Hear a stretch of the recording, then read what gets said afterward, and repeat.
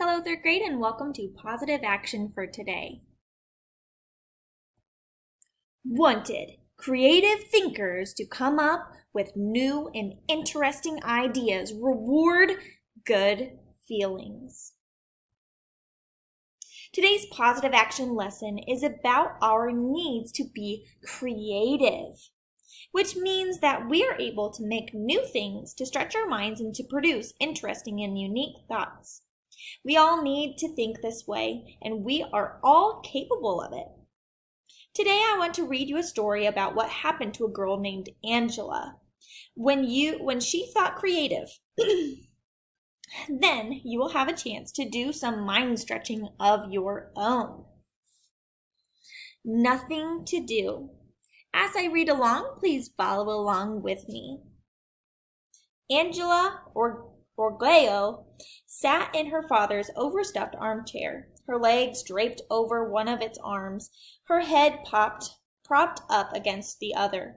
The television blared rock music while dancers pranced across the screen. Angela didn't even see them, although she appeared to be completely consumed by their movements. She was a million miles away, lost in the boredom of the last hot weeks of summer. "Angela!" her mother's voice snapped, her back to the muggy heat of the living room. "What is wrong with you? This is the third time I've called." Angela looked embarrassed as she scrambled from her chair. "I'm sorry, Mom," she said. "I just wasn't listening." "Yes, I agree." Mrs. Orgeo looked annoyed. "That's been happening a lot lately. Now, please, help me put away the groceries." Angela and her mother were silent as they moved from the kitchen to the pantry, from the cupboard to the refrigerator to freezer. When everything was in its place, Mrs. Orgeo poured 2 glasses of icy lemonade and filled a plate with freshly sliced fruit and crackers. "Come out back with me," she said to Angela. "We've earned a break."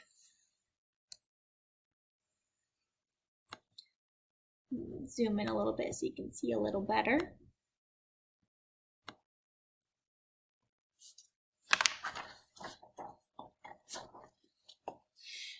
They sat in the shade of the patio, enjoying their refreshments and the brilliantly colored flowers in the garden. Finally, Mrs. Orgeo broke the afternoon quiet. "What's going on, Angela? You've been moping around here for days now." "Oh, Mama," Angela replied, "I'm so bored. There's nothing to do." "Nothing to do?" Her mother sounded surprised.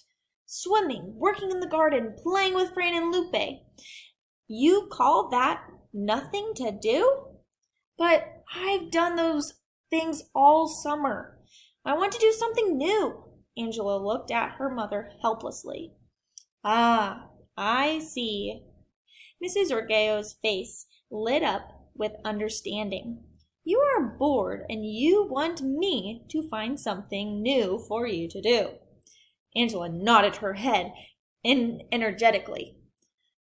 "I think what you need," her mother continued, "is a different way of seeing what's in front of you. You need to make something brand new out of what's around you every day. I'll bet you've never even seen everything that's in our garden." Angela looked confused as her mother continued. "Now, there's something for you to do. Take inventory of the garden. I got a pencil and some paper." Inventory means that they are going to write down what is there.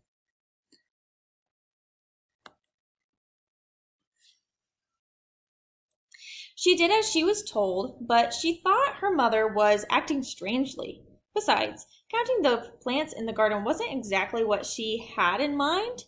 New toys, perhaps, or a trip to the lake, but counting flowers and vegetables? Angela felt she might as well go back to the silly shows of television. When she came back out to the patio, Angela began making a list of everything in the flower bed along the fence. Almost before she started, her mother stopped her. "Not like that," she said. You need to count are the things you can't see." Now, Angela was really confused. How could she possibly count something she couldn't see? Her mother took the pencil and paper from her. She erased what Angela had written, then printed "Poinsettia" in big letters at the top of the page, handing them back to Angela and said, "See how many words you can make out of this part of our garden." Angela had her doubts, but she started. "Point," she wrote, then "set" and "station." Before long, Angela had found a dozen more words: in, pin, taste, stop, and pot, top, post, test, nest, state, pest, and paste. "Hey, this is fun," she said as she kept on writing. When she had found as many words as she knew, Angela asked her mother to start her on another one.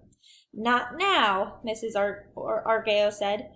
"You can do that on your own. Let's go inside. I want to show you something else." Then they went back in the house and sat at the kitchen table. "Did you know there are poems in this room?" Mrs. Argeo smiled mischievously. "Well, maybe not real poems, but rhymes anyways." Angela looked around. She didn't see any rhymes, much less poems. "Try this out," her mother said. "In this room I see a broom, which sweeps the floor."